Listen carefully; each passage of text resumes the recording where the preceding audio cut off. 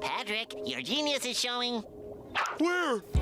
While 90s kids swear by their era being the golden age of Nicktoons, those of us who grew up in the 2000s have no shortage of memorable shows to look back on, but looking back, there were a lot of jokes that flew right over our heads as kids. I'm Keefe Nosey with Wicked Binge, and these are 2000s Nicktoon adult jokes, cleanest to dirtiest. By the way, we're gonna end with SpongeBob SquarePants because there's a lot of risque stuff happening down in Bikini Bottom. First, let's grant everybody's wish and start with the Fairly Odd Parents. Cosmo and Wanda's godchild. Cosmo and Wanda's former godchild Marianne was found in the Hall of Infamy in their fishbowl castle. The reason?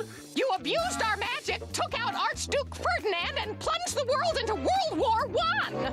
This implies that world conflicts are canon to the Fairly Odd Parents universe. Timmy, you could have been doing a lot more to help. My dreams were shattered years ago. When Timmy accidentally steps on his father's tiny box of dreams, he reassures his child that his dreams were already shattered years ago. How many years ago? How old are you? You know whose dreams weren't shattered? Tinkleberg! Tickling the cha-chas. Cosmo apparently enjoys exploring his feminine fashion side. In the episode Anchors Away, he wears a skirt and comments on how the breeze tickles his cha-chas. Timmy, the breeze tickles my cha-chas. Male genitals are the implied joke here, but then you remember that Cosmo can also canonically get pregnant, so it might be more mysterious than we think. Nuts. Of course, given the fact that Timmy is a part of the Squirrely Scouts, it stands to reason that plenty of puns using the word nuts can be observed. I love big nuts! Let me blow your mind right now. Timmy's dad actually says, "D's nuts." Timmy, I love these nuts! Gotti! In one part, Timmy's dad comments that it's hard to keep nuts in your mouth when you're crying. This episode is also called Who's Your Daddy, so it's just trying to be weird.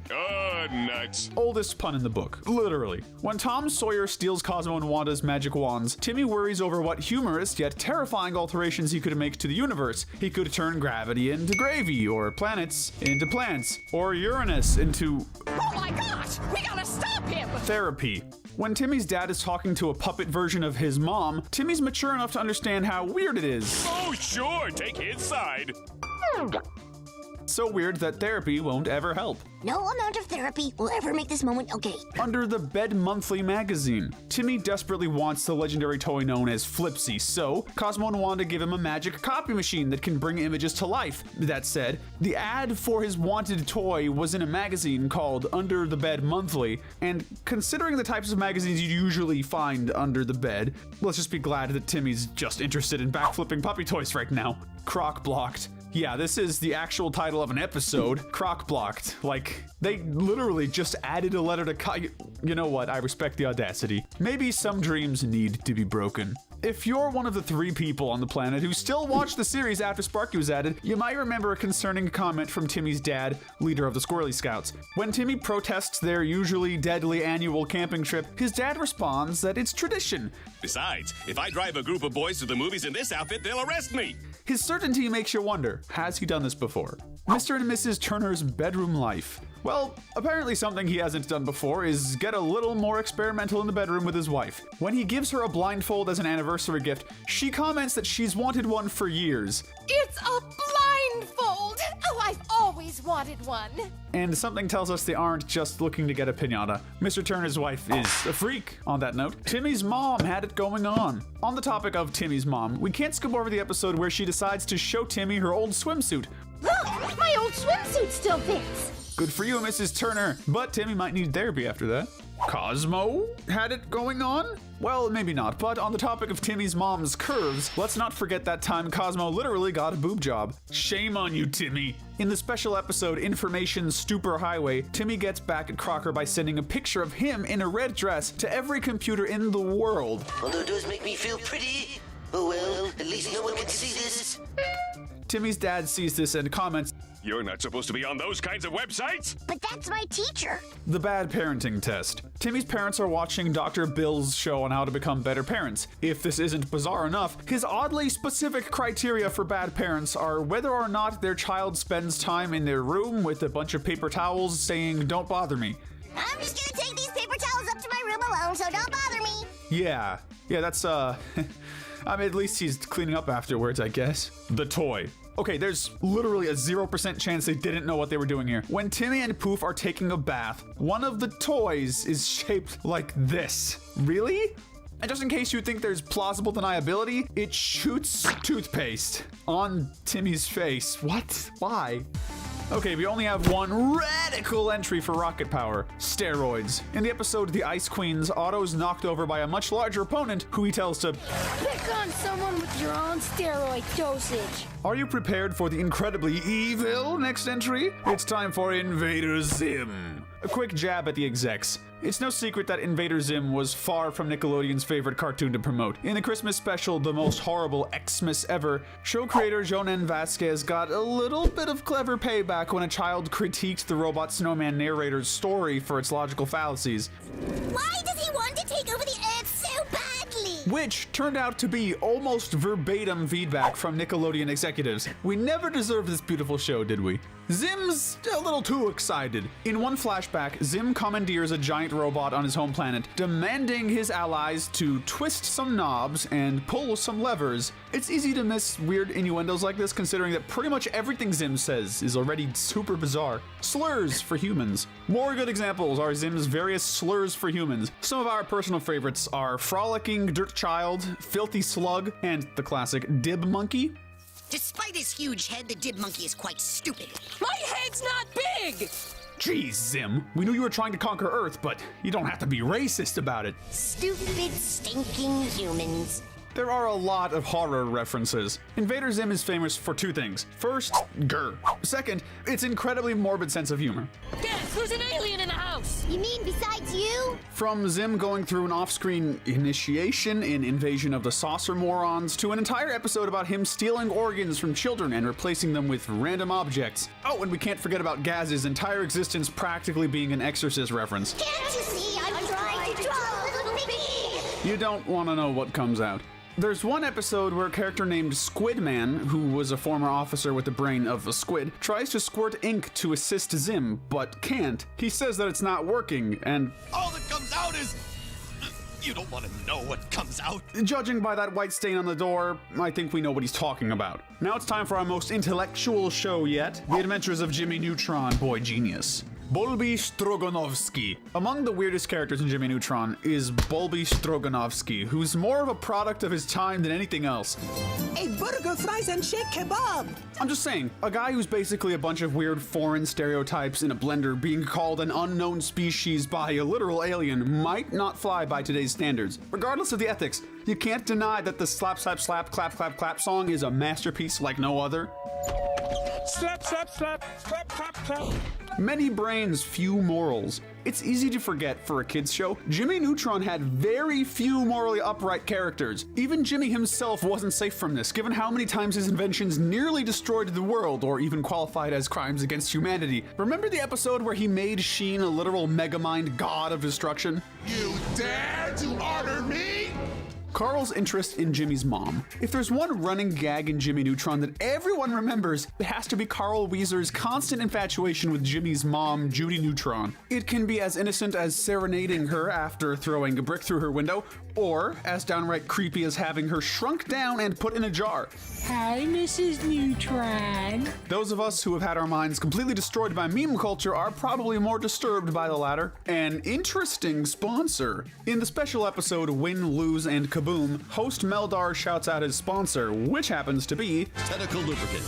Seems like someone's been watching the more unsavory types of anime, or some really weird SpongeBob SquarePants fanfiction. I won't judge. Hugh and Judy in general. Refreshingly enough, Hugh and Judy Neutron are actually a rare victory as far as cartoon parents go. They're genuinely supportive, mostly responsible people who love their son and each other. And believe me, they really love each other. Hugh, you're so shiny. Yeah, you like what you see, baby? One of those games. There's one scene in particular where they allude to one of those special games, one that involves Hugh wearing spandex. Your spandex? I get it. You want to play one of those special games, eh? Hey, whatever keeps things exciting for you two. The banana. And of course, we can't forget Hugh's famous line from his long-winded story. Once when I was 7 years old, I sat on a banana. And of course, that changed my life. Maybe Timmy can give Jimmy a reference to his therapist. But let's very quickly move on to my life as a teenage robot. Sex education. If having a chalkboard with birds plus bees equals baby written and drawn on it weren't suggestive enough, the teacher in this semi-aquatic classroom tells her class to open up to page 69. Any subtlety that could have been there is long gone.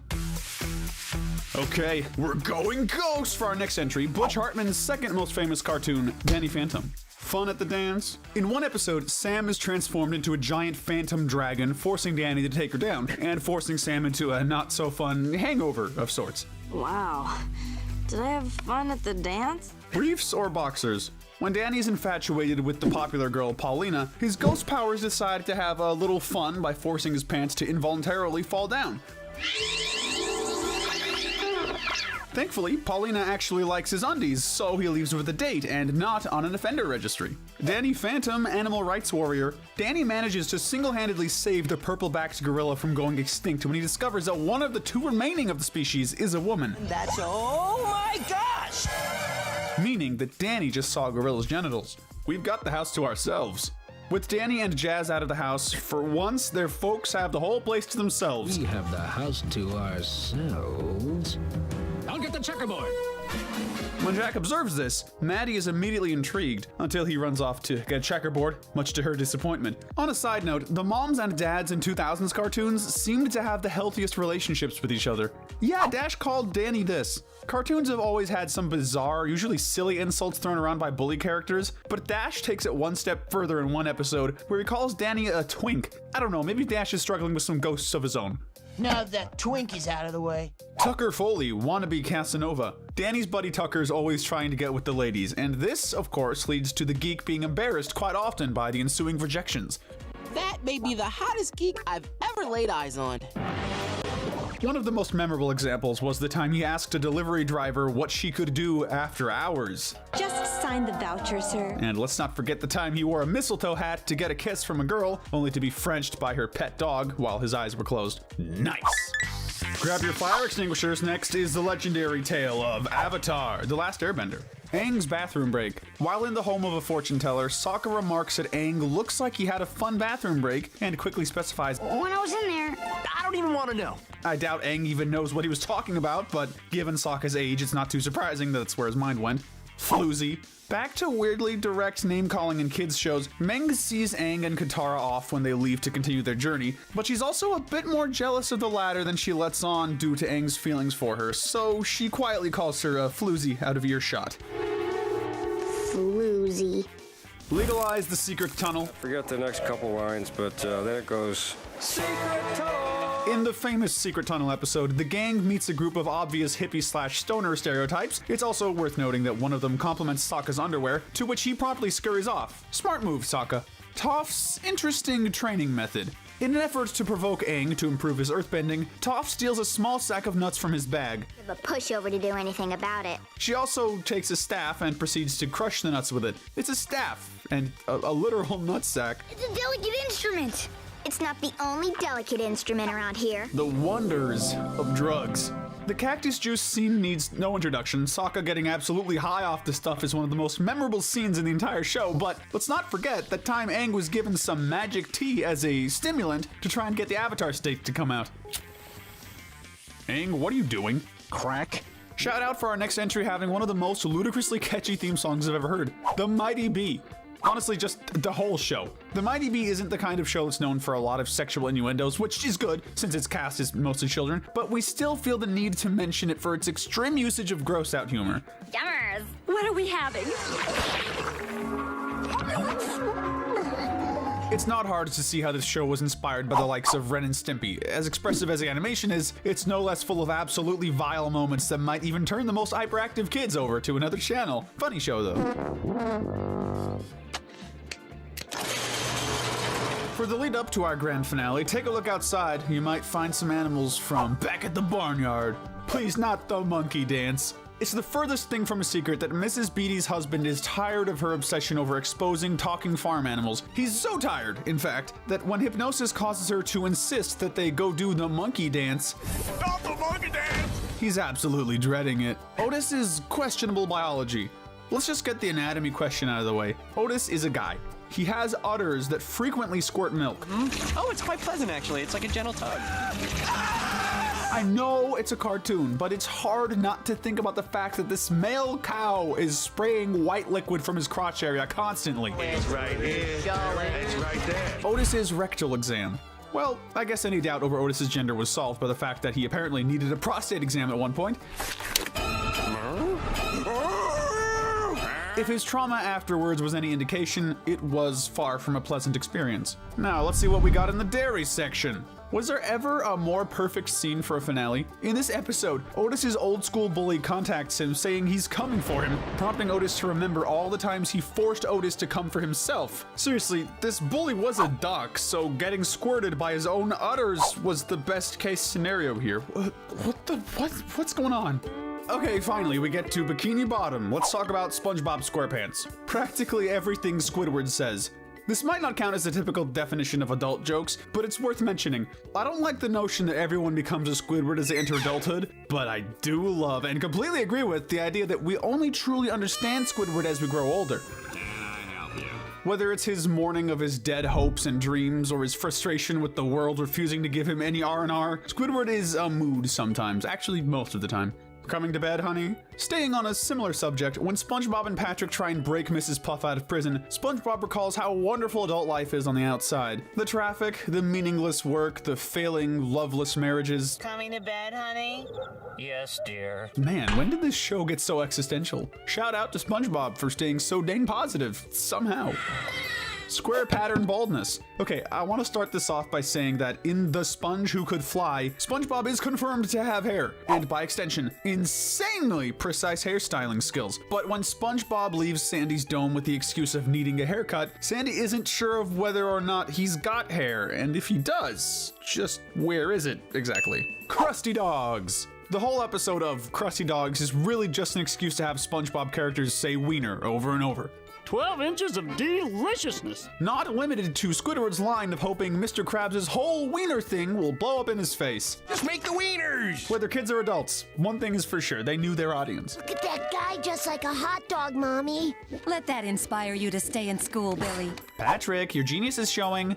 In the episode Texas, SpongeBob praises Patrick's idea to bring Texas to Bikini Bottom by telling him his genius is showing, to which Patrick covers his crotch and asks, where? I'll ask the same question there. Does Patrick just genuinely not know where his genitals are? Nancy's pencil organization tips. SpongeBob's OCD kicks in during one morning of boating school, and he overthinks how to organize his pencils and notebooks. Thankfully, Nancy's kind enough to give him some advice when prompted, suggesting that one of the pencils belongs stuck inside your... Squidward's making waffles! In Fools in April, when he attempts to apologize to SpongeBob for his cruel prank, he can't help but have his head transmuted into a sea donkey's and bray. And again, in Christmas Who, when he realizes how much of an absolute jerk he's been to SpongeBob despite his lovingly handmade gift, he feels like a, bye, Squidward. SpongeBob and Patrick are tasked with delivering the Krabby Patties in a little submarine to the good people of Bikini Bottom. Upon being commissioned, SpongeBob says his goodbyes to Squidward, then to Mr. Krabs, then really says his goodbyes to Squidward, if you know what I'm saying. Hi, Squidward.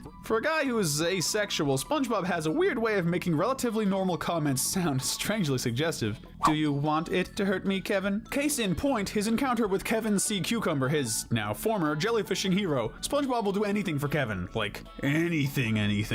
The coolest jellyfish enthusiast ever. He's more than willing to punch himself with a metal spiked boxing glove for the pleasure of this cucumber-shaped neck beard. Do you want it to hurt me, Kevin? The balloon.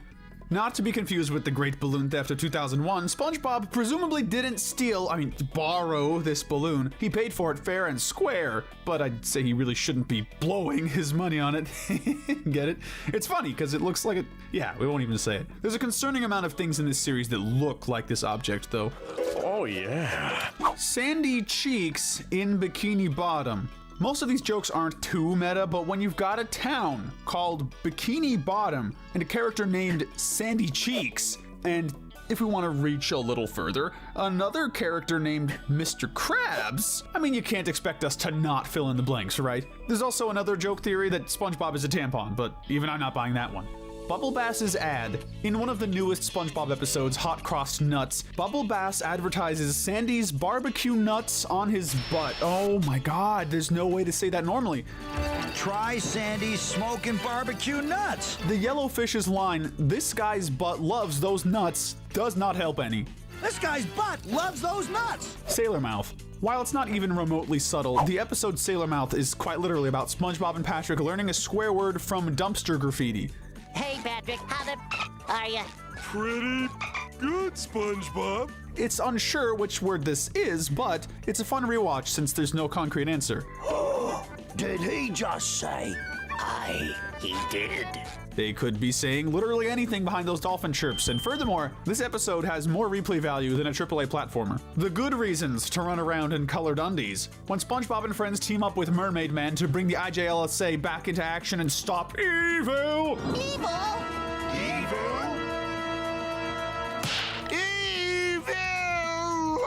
Mermaid Man reveals that superpowers are actually stored in their costumes. After all, why else would we run around in colored undies? Well, Squidward assures us that he has 3 good reasons for it, and frankly, that makes it a bit disappointing that he doesn't at least have the consideration to tell us even one of those reasons. Also notable is his reminiscence on his time at Makeout Reef.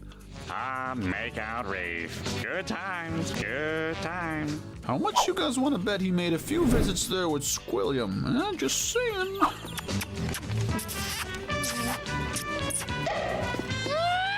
Extra goofy goobers. The older we get, the more we seem convinced that the characters in SpongeBob's world are mostly either stoned out of their minds or deeply mentally disturbed. In the SpongeBob movie, at least one of these theories is confirmed when SpongeBob and Patrick go on an ice cream binge at Goofy Goober's ice cream party boat. When SpongeBob wakes up, he's stumbling with a rough hangover to get to the Krusty Krab to call out Mr. Krabs for not giving him the promotion he deserves. Go off, little square dude, but maybe shower first next time. And now for the chaser. When Mr. Krabs flushes Plankton after yet another failed attempt to get his stubby little paws on the secret formula, he laughs heartily before claiming, "And now for the chaser." And now for the chaser. Suggesting that Mr. Krabs is about to take a dump, which isn't that immature in and of itself, but there was recently the discovery of some lost media called Behind Closed Doors, consisting of vile drawings depicting SpongeBob characters. One example of these is the storyboard of the Now for the Chaser scene, in which Mr. Krabs actually took a violent on-screen dump. Really glad they cut that scene, personally. No, Mr. Krabs, it's that time of the month. A giant red blimp arrives with the Krusty Krab, the shadow of which makes Mr. Krabs question his old eyes. Squidward assures him that it's just that time of the month. Ladies, you know what he's talking about? Does it really look like a gigantic blimp, though? That's weird. Nasty Patty. This is as good a time as any to talk about the classic SpongeBob episode that was about SpongeBob and Mr. Krabs trying to hide what they fully believed was an innocent man's dead body they had killed from the police by burying it. Sorry, Mr. Krabs. I thought he might need some air. Honorable mention to the later episode Out of the Picture, which sees Mr. Krabs repeatedly attempting murder on Squidward to sell his art for ludicrous prices. The mystery of the coin slot. SpongeBob's brief time with Mystery the seahorse led to her tied up on the bike rack outside of the Krusty Krab. Scooter mistakes her for a kiddie ride somehow and looks for the coin slot, only finding it off screen. I can't find the coin slot! Here it is! And promptly being kicked away. Guess Bubble Buddy wasn't the only one to make him experience high tide, am I right? And why aren't you in uniform? SpongeBob's just too sweet to say no to Squidward when he's staying over during his time from being fired at the Krusty Krab. He's even willing to play along when Squidward demands him to dress as a maid while bringing him food and drinks.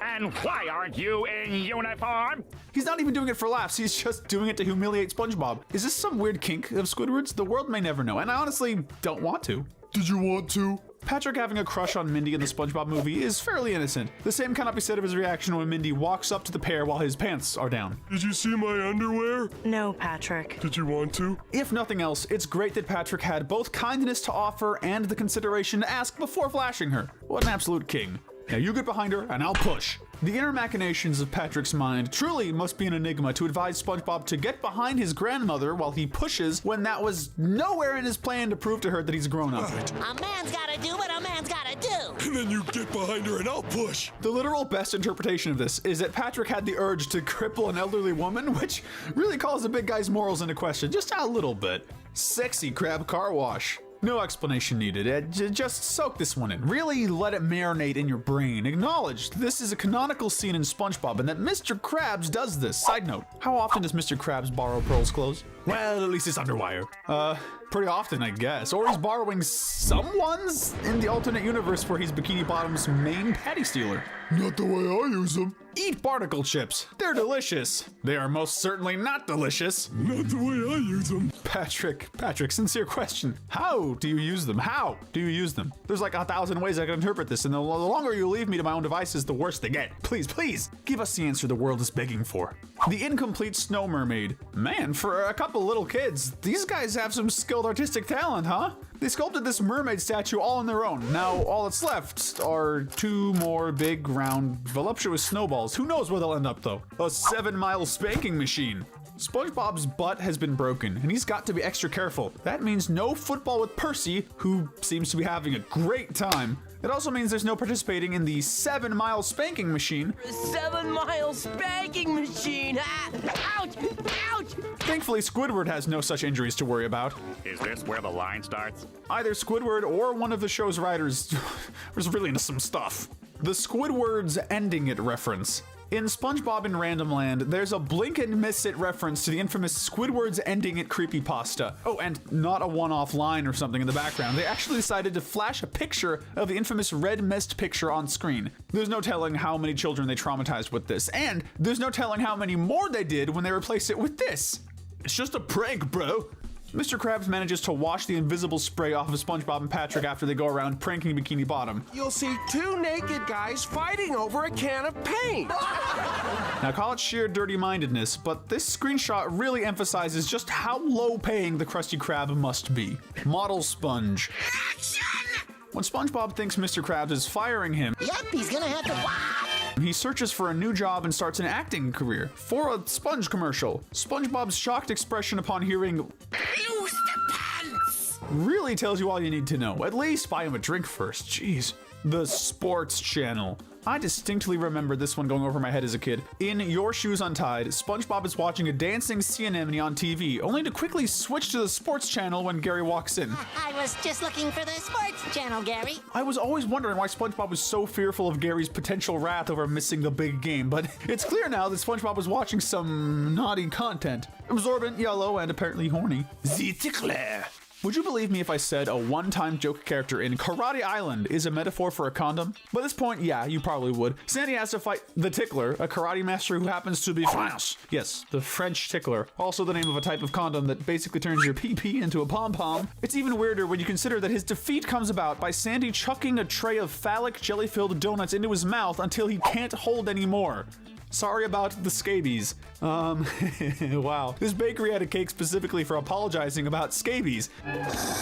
Do you want it or not? An infestation of flesh-eating bugs that can be transmitted as an STI. This reveals that STIs or STDs are apparently enough of an issue in Bikini Bottom for a bakery to just happen to have a cake apologizing for transmitting them. Also, note that the same bakery didn't have a happy birthday cake. Don't drop 'em. Every SpongeBob fan knows that Gary Takes a Bath is peak fiction, one reason being the brilliant scheme of a pirate treasure hunt to get Gary in the bathtub. 2 pink soapy doubloons are his reward, and SpongeBob warns him to not drop 'em. Don't drop them. Squid baby. Okay, I can't avoid talking about this episode for the grand finale. The episode Squid Baby is about SpongeBob and Patrick babysitting Squidward, who believes he himself is a baby due to a head injury. It's clear from the adult diapers, poop jokes, and just everything that this has got to be some creepy, barely disguised fetish. It's not even a funny episode, it's just weird. It's the epitome of that era of SpongeBob that just didn't care at all anymore. My face! Also my leg. I wouldn't be surprised if they just copy-pasted some creepy fanfiction for the script.